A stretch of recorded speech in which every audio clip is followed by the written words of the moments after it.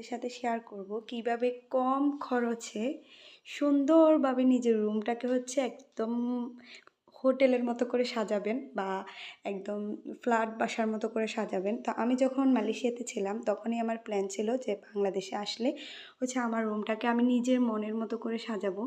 তো মনের মতো করে সাজাতে গেলে তো অনেক টাকা পয়সার দরকার, যেহেতু আমি একটা মফস্বল গ্রামে থাকি। তো গ্রামে শহর থেকে যখন এইসব রুম ডিজাইনের লোকগুলো নিয়ে আসবো, তারা এখানে থাকবে, খাবে, অনেক খরচ পড়ে যাবে।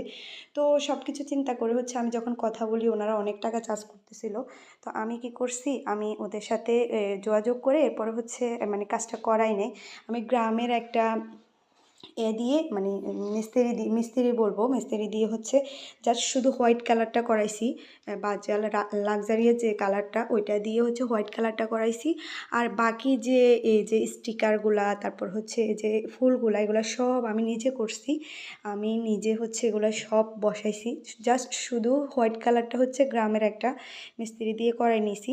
কারণ এখানে শহর থেকে যখন আমি রুম ডিজাইন করা যে লোকগুলো আছে ওদেরকে নিয়ে আসবো, ওরা অনেক টাকা চার্জ করে। এক দ্বিতীয় এখানে থাকবে, তারা থেকে কাজটা করবে। তো ওরা থাকলে এটা গ্রাম, তো গ্রামের মানুষ ওটা ভালোভাবে নিবে না, বা বাসার মানুষ ভালোভাবে নিবে না, আর অনেক টাকা চার্জ করতেছিল।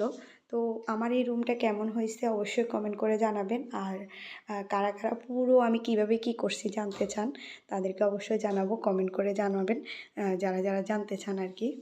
আমার কিন্তু ফ্যানটাও আমি নিজে কালার করছি।